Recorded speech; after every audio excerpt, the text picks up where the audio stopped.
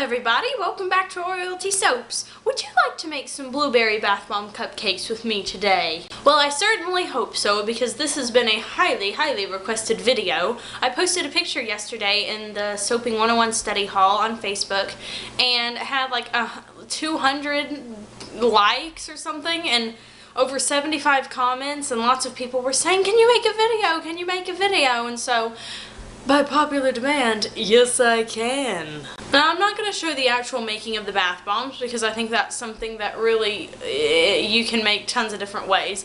I've tried over 25 recipes. Y'all saw me in my last video actually make one that stuck together. Well, then I made the same recipe and used Sarah Milroy's methods, and although the bath bombs came out perfectly, the humidity got to them and they just cracked and split, and I was just all discouraged and whatever. Now, I haven't tried Miss Terry Lynn's recipe. I really need to do that because I've had lots of other people tell me they had great success with it, so I might try that. But all to say, I'll be using the paper liners, and whenever you use those, they're called nut cups or baking cups. If you want to search them on Etsy, that's where I get mine. Lots of people were asking me where you get those too. Some people have said Hobby Lobby, but if you don't have a Hobby Lobby around you, Etsy's the place to go. I get mine from a place called Swig Shop. I will leave a link below. And when you put your bath bomb recipe inside, it doesn't really matter if it cracks or crumbles because that cup is going to keep it all in place anyway. So this is really just a frosting tutorial, and I do my frosting a little different than I've seen pretty much anybody do theirs.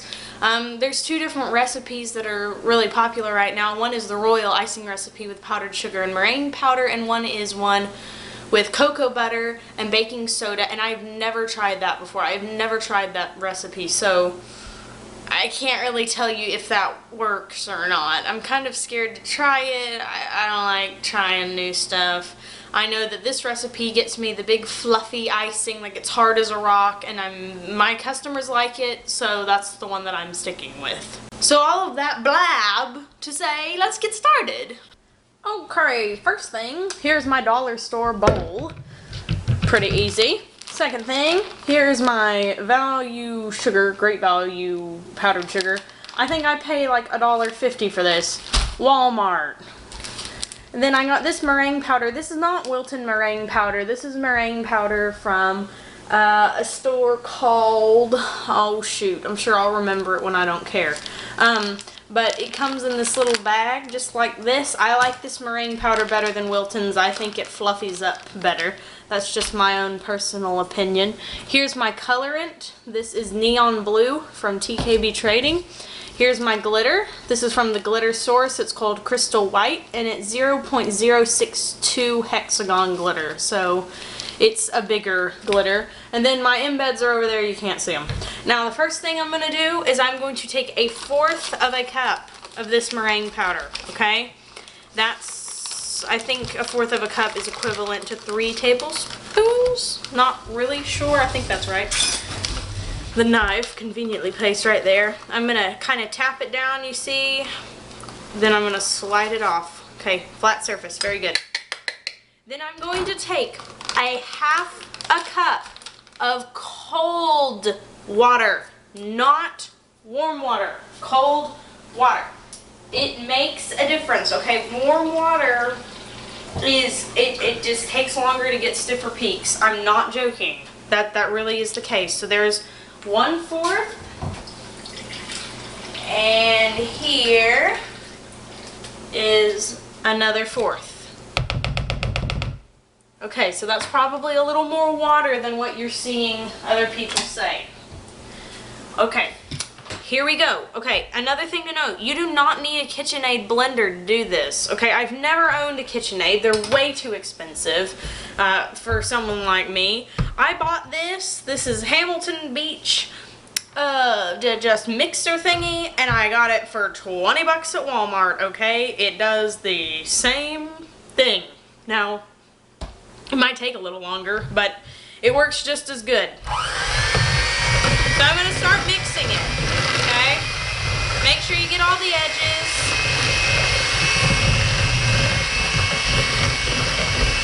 Okay, first biggest common mistake that I see. People will take it like this, and they'll start putting powdered sugar in it. No, no, no, no. Wrong. That is not it. You're going to be whipping this until stiff peaks form. If you don't know what stiff peaks are, let me show you.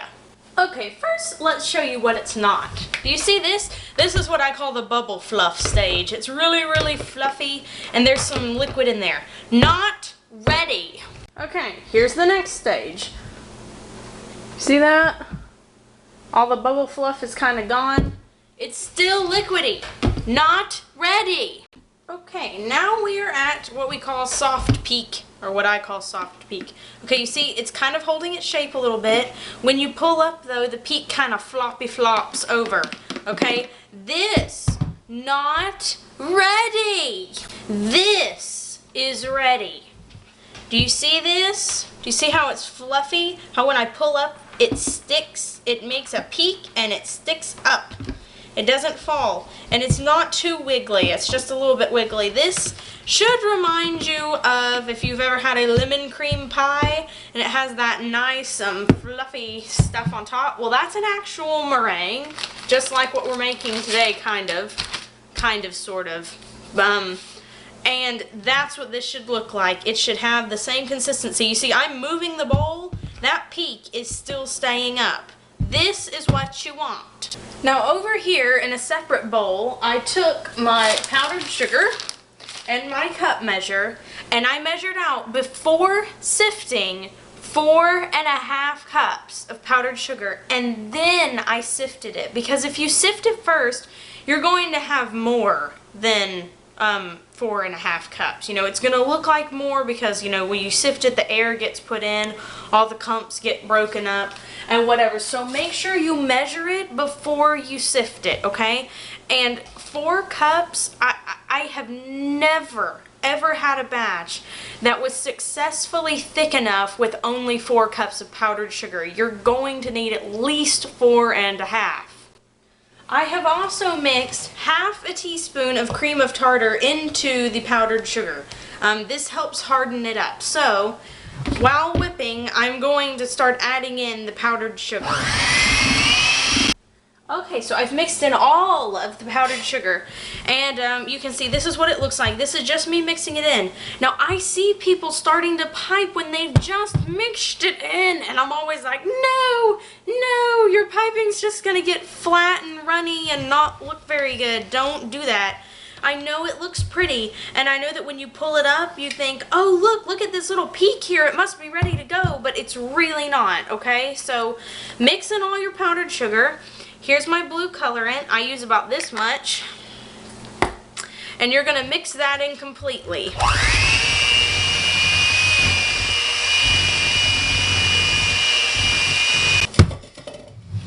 Okay, so all the colorant has been mixed in. You can see it's nice blue.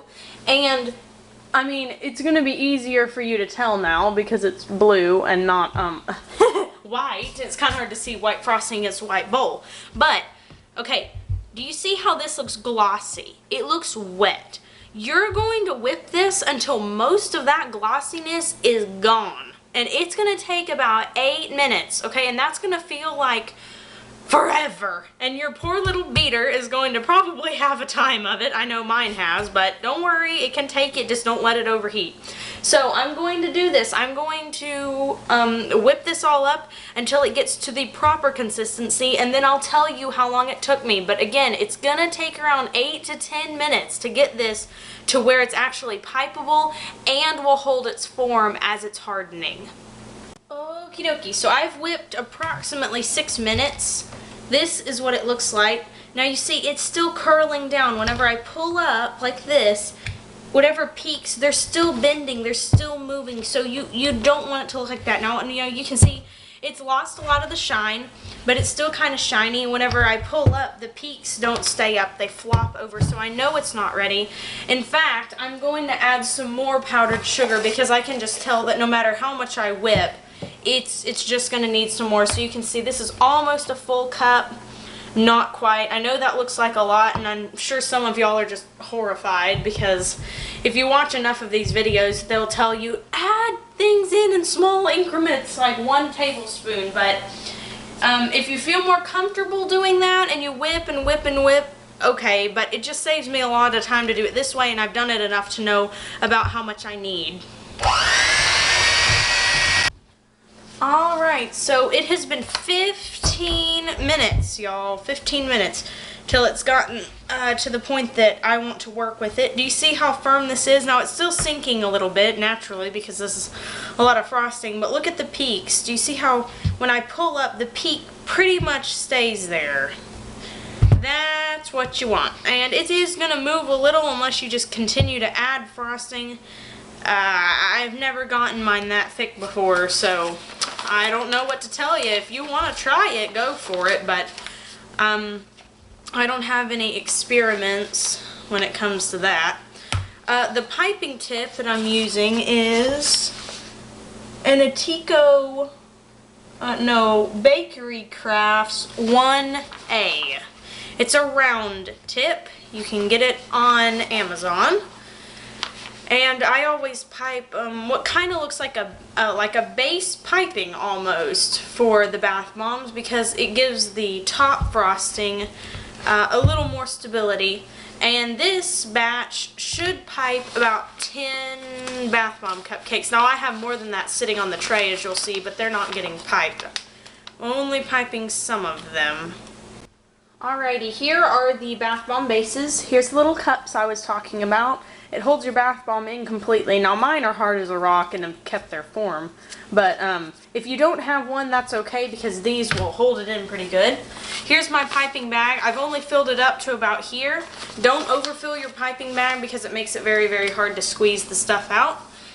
And we're just going to start by going in a circle like this. And then you'll fill up the middle, just like that.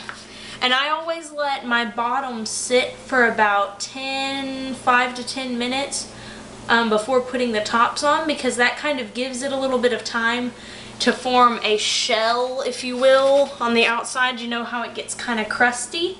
Well, that's enough time for it to kind of do that, so when you put the top on, it won't break so easy and it won't spill over the side. So I'm going to do this for all of them. Oh, and also I've had lots of inquiries recently about if I'm going to do another secret soap collection this summer, and the answer is yes. Yes, I am. I did the British invasion last year, or Hail Britain, that's what I called it. It was the Hail Britain collection. And it was a surprise, and I made all the soaps and I didn't tell anybody what the theme was, and I had everyone guess. Well, yes, the answer is yes, we're doing that again this year. I already have the theme all picked out. So that should be very, very fun. And you know, the other day, this has absolutely nothing to do with it. You know, I'm kind of, I can't follow the same. For whatever reason, I just cannot follow one pattern of thinking. I was watching Disney movies the other day. Has anybody else noticed that, like, old Disney movies are not actually geared all that much toward kids? Like, I know that sounds terrible, but have you ever watched The Hunchback of Notre Dame? Not really a kid movie. Like, I can't imagine any child under the age of 14 that would actually know, A, what was going on, or B, wouldn't be completely scared of it. Like, it totally has adult themes in that movie. Like, Claude Frollo totally has, like, a creepy thing for Esmeralda. Like, to the point that it's just disturbing. But yeah, I don't know what made me think of that, but I've been noticing recently with Disney movies I was watching, I was like, oh, there's some innuendo there that I totally did not get as a child. You see this bowl? This is what your bowl should look like when you're done. Scrapey, scrapey, people, scrapey, scrapey. The piping has sat for about 5 minutes, and in the meantime I have scraped my bowl to utter perfection. I have changed the piping tips, and of course scraped all the extra stuff out of the piping tip. And I'm going to show you, this is what the piping bag looks like. Take a scraper, this is one from Pampered Chef, but any flat thing will do, and scrape all of your piping down the bag, because otherwise you'll leave and miss a whole lot on the edges, and we don't want that. Okay, you gotta scrapey the bag too. Now the tip we're using, the next tip I'm using is 849 by Atico. It's a large closed star tip. I really like the way this looks, and it's too big to fit over my coupler, so I actually just hold it on. I'm just official like that, what can I say? Alright, so how you're going to pipe this one is slightly different because the tip is so big. You're just going to start on the outside like this and pull up. That's all you do, okay? It's super simple, and it makes a nice big fat pipe on top, which is great. And because the bottom has kind of a shell on it now, it's not going to move and kind of plop over the side because we let it sit. Or you better have let it sit. If you followed my directions, you let it sit. Don't pull too much. Don't pull too much on the top. Just move it around the side. You can put a top on later if you have extra frosting. See, I'm just setting it like this. There's no little pretty ploppy thing yet. You can actually leave it like that. I've actually seen real cupcakes in bakeries that don't really put a big tip on it. They just kind of pull it to the side, and that's the end of the cupcake, and those look really nice too. Just like that. So yeah, sorry about the whole like Claude Frollo talking. I was listening to the soundtrack. In my free time, that's kind of what I do. I listen to soundtracks from different movies, and so I was listening to their his Hellfire song, which is just terrible. It's just terrible. It's so creepy. I just don't know how that ever made it into a kids movie. He essentially says, "Esmeralda, if you will not be mine, I'm gonna murder you," even though I'm like way too old for you. I'm just some creepy old priest. Yeah, totally not kid friendly. Okay, so that's what they look like. I am gonna move over here. I'm gonna scrape the piping bag a little more so I can add the dollops on top. And I'm going to let those sit a little bit because honestly, if you put the dollop straight on it, it might kind of smush it a little bit. So to limit the smushing, let that sit for another 5 minutes if you have the time. Yes, this is a time-intensive way that I do the cupcakes, but if you want them to look really good, I just haven't found a shorter way to do it. You just have to give it your all and give it lots and lots and lots of time. Oh, and one more thing. If you want this to bubble up a little bit more, add some SLSA to it. That will help a lot with the bubbles. It will kind of make it crumble apart in the bath. And if you don't like the idea of swimming in sugar, just throw the top away. It's not that big a deal. Just throw it away. It wasn't, I mean, it's your bath bomb. Do what you want to with it. Right. It's sat about 15 minutes, so let's put the little poop thing on top. Just like this. It's probably still going to move a little bit. If you really don't want it to move, let it sit about 10 minutes instead of 5. Go ahead, put some more glitter on top, like I will be doing here. If you're putting glitter on, you do not have to put glitter on, of course. You make these the way you want to make them. But I want glitter. Now I'm going to take my blueberries. Here's my little blueberry embeds. And I'm going to put them on the piping. Now don't push too hard because you don't want to squish all the hard work you just made. Just lightly put them in there. Besides, they're soap, so the person who's using these, if it's you or if you're selling them, then they'll go ahead and take those off anyway. So it's not really a big deal if they don't stick real well. They don't have to be in there perfect, just basically. After you have put all of the embeds in, you're pretty much ready to go. And if you look here, you can see there's some cracking on the edges. That's just where the weight kind of pushed through the little barrier that had been made at first. And I really, if you're looking at the piping, I should have left the first little ribbed area to sit for longer. Again, if you let it sit for about 10 minutes if you want it to stay really stiff, but I don't care that much. So I only let it sit for 5. So these are what the blueberry cupcakes look like when they're finished. I hope you guys have found this tutorial helpful. If you have any questions or comments, you can leave them below and I will try to get back to you. If you really need help fast, I'm easier to find on Facebook. Now, I can't promise anything. I have over 30 unread messages in my inbox as it is, and I have to get back to those people. I'm really busy right now, so I'm sorry if I don't get back to you immediately. It doesn't mean that I haven't read it, and it doesn't mean I don't care. It just means that I'm busy. So, all to say, thank you very much for watching. If you'd like to see more videos like this, and in higher quality pretty soon, because my camera's coming today. Isn't that exciting? Then you can hit the big subscribe button at the end of the video. Lots of new stuff is coming to Royalty Soaps pretty soon. I'll have lots more stuff in the Etsy shop as well. So thanks everyone again very much for watching, and I will see you next time. Bye for now. These look sweet. Would you just look at that? Oh, that is just lovely. If I do say so myself.